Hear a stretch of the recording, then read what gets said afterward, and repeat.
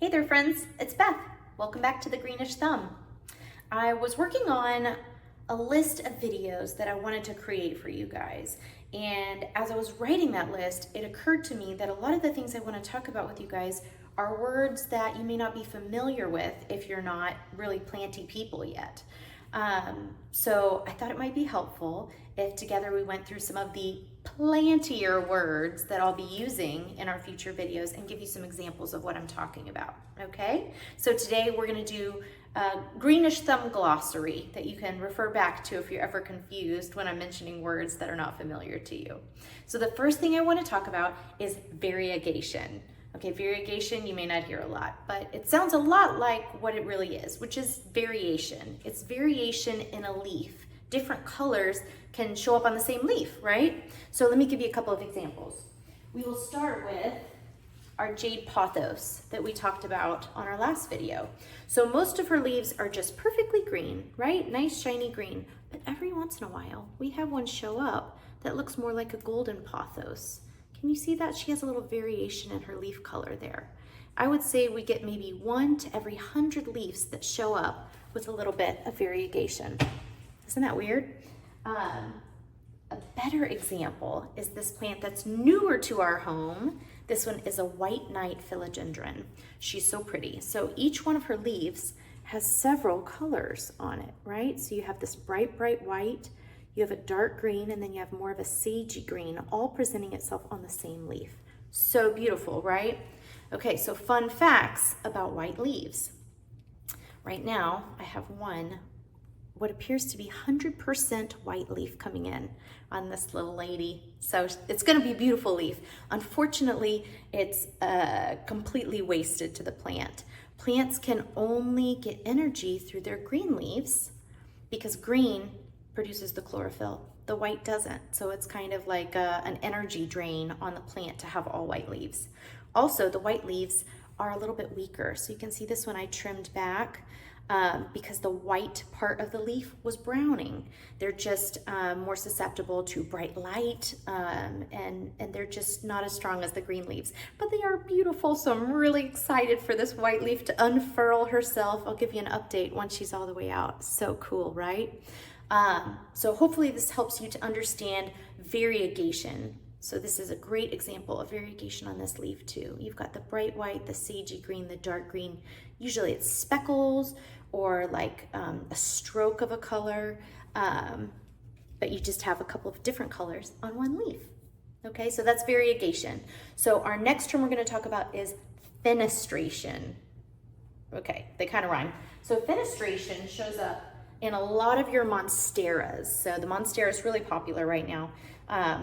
You may have seen huge ones, there's also little tiny ones and some really unique ones. So this is our Spiderman Monstera, and I'm gonna kind of pull this leaf out for you. And you can see it's really a unique color. This one is a Silver Spiderman Amydrium. It's really a pretty plant. So this one's a climbing plant. Most monsteras, I think all monsteras are climbing plants. So he likes to have a little stand or something that he can crawl on up. But it's a really cool example of fenestration. So when this plant is a baby, and you can see down on these bottom leaves, you know, they don't really have any holes in them. They just look more like that pothos shaped leaf, right? But then once they get adequate sunlight and they start growing their top leaves, they get these cool fenestrations, which are the negative space in the leaf where the leaf splits to allow the sunlight to go down to the bottom leaves. Pretty cool. I have another example for you, which is our Swiss cheese plant, or the Adanson's Monstera. So this is another Monstera. We've got it just climbing up a little pole here. My bigger ones are on moss poles, but we'll get more into that later. So on this one, you can see the fenestration is totally different and really cool. So I'm going to show you this leaf here. So on this leaf, you can see it has like primary fenestration, which are those really big holes, secondary fenestration, which are those smaller ones, and it even has some little tertiary fenestrations, those little tiny dots there. So cute. So to get more fenestration in your leaves, you're going to want to have really bright light for these plants. If you notice that you're getting more leaves that have very few fenestrations in them, like the down here, that means he's not getting enough light, and so he needs a brighter location. And once he has something to climb on and bright light and nice well-draining soil, you're gonna get these big, beautiful leaves with all of your little fenestrations. Adds a lot of character to the leaves, if you ask me.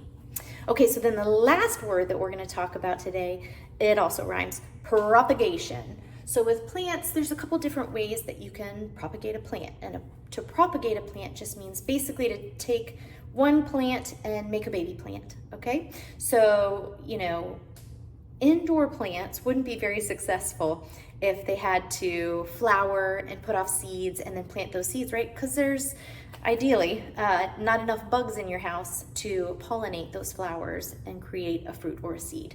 Okay, so indoor plants, you're gonna make baby plants in a couple of different ways. So I'll show you some examples from our house. So the first one I wanna show you is this aloe vera baby. So this is an aloe vera. Ooh, let me see if you can kind of tip him and see, there's the aloe vera.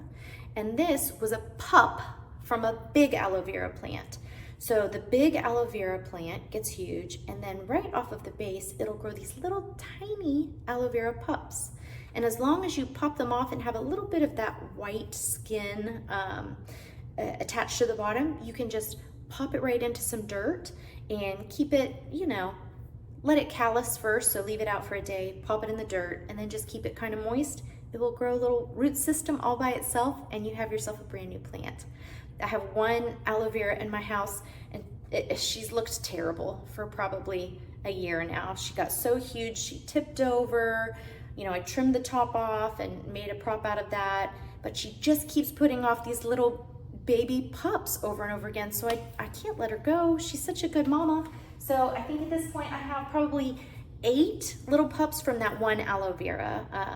We just pop them off whenever they get big enough and put them in soil and let them grow. Okay, another example of succulent propagation is this Kelancho. Okay, so I have a huge Kelancho. It's grown like, it's overflowing, it's enormous. And so I trimmed off some of the tips of the little branches and just put them in soil. So I keep it kind of damp. It's a nice, well-draining soil. And this little guy, I kind of want to pull one out for you. They just start to develop little tiny roots on them. So you can see it's already making little roots. How can I get this close enough for you to see?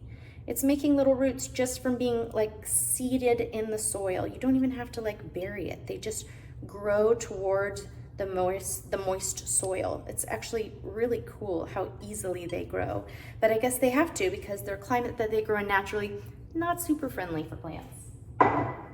Okay, then I'm gonna bring back our friends and roommates, the Swiss cheese plant and the pothos. So this one, now that you get a close-up, you can see there's pretty crazy roots in here. So what I do for my Swiss cheese plant and my monsteras, you can see this one's ready to go in the dirt. He's got a very robust root system here going. He's got primary, secondary, and tertiary roots on there.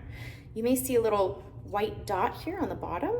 That is because I put a little bit of wax on it before I put it into the water, and that is to prevent that little stem from rotting while it's sitting in the water growing roots. And then I'll pull out one of these little pothos. They're like so best friends, they're kind of intertwined here. So we've got Swiss cheese, and then we've got pothos. So you can see their roots are really similar, and they're both growing like crazy. So all you do is you take your pothos or your monstera, whatever variety it is, and you again identify that node that is on your plant. It will present as like a little brown bump. So see these like little brown bumps? You just want to make sure that you're trimming right below that. This one has a couple other bumps down here. So you would trim right below those, right below these little bumps here, and then you would pop it right into the water and just let it start growing its roots. So easy. You have a whole new plant. And then this is the last one. This one is actually not an indoor plant.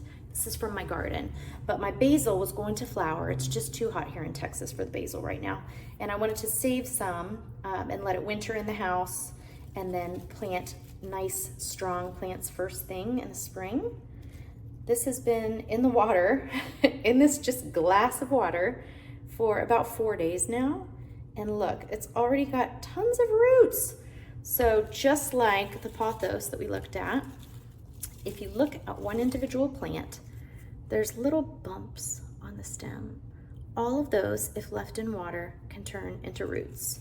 So we're just gonna leave this guy in this water for a little longer, let him get a little bit more robust root system going there, and then I'll put him in some dirt for the winter and move him outside for the spring.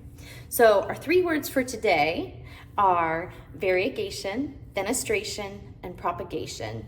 We're going to be talking about those a lot more as we dive into specific plants and types and what's easy to grow and what's tough to grow and what's rare and what is not rare and very easily attained. So hope you keep coming back to the channel. Hope you learned a little bit today, and we'll talk to you soon.